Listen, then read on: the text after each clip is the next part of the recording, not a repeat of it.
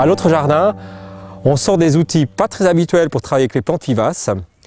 On va rajeunir une touffe de Miscanthus.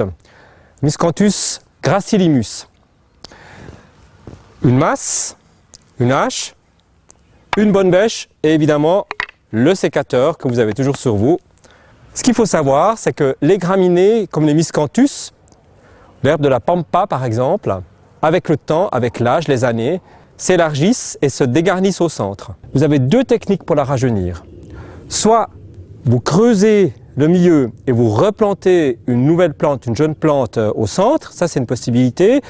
Et puis ce qui est plus logique quand même, c'est de séparer la plante que vous avez là, en 4 par exemple, et puis replanter tout de suite ces 4 plantes, voire de les diviser encore plus si vous voulez encore avoir plus de Miscanthus. Maintenant avec le sécateur, il s'agit de descendre le plus bas possible le long des chaumes pour qu'on puisse après attaquer la division. C'est assez coriace ce Miscanthus, c'est vraiment une graminée qui est costaud. D'ailleurs, dans les pays asiatiques, au Japon par exemple, on fait des toits avec les tiges de Miscanthus, des toits de chaume.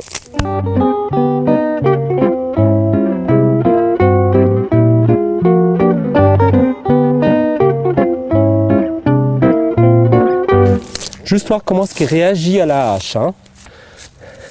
Donc cette plante là, je vais la séparer en 4. Si vous attaquez avec la bêche directement une touffe comme celle-là, vous allez vous fatiguer. Tandis qu'en la séparant en 4 avec le travail de la hache, vous allez vraiment vous faciliter la tâche. Pourquoi on fait ce travail au printemps?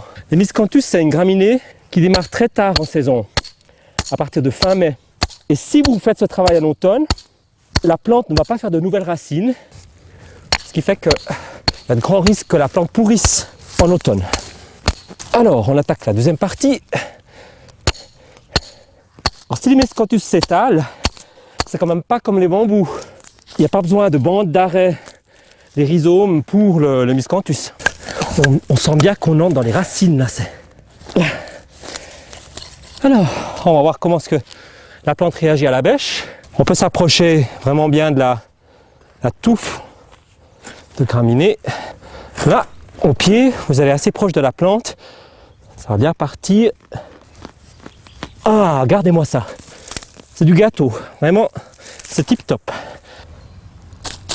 Avec ceci, avec cette plante-là, un quart, vous pouvez tout à fait la réinstaller dans le même trou de plantation. Il faut le creuser un peu, l'alléger avec un crochet. Et puis vous mettez un petit peu de compost autour, pas d'engrais minéraux surtout. Hein. Les graminées détestent les engrais minéraux. Vous arrosez bien pour garder que la terre soit bien tassée autour et votre plante est prête à repartir et à vivre une dizaine d'années avant que vous deviez ressortir la hache et la masse. Voilà, on installe déjà.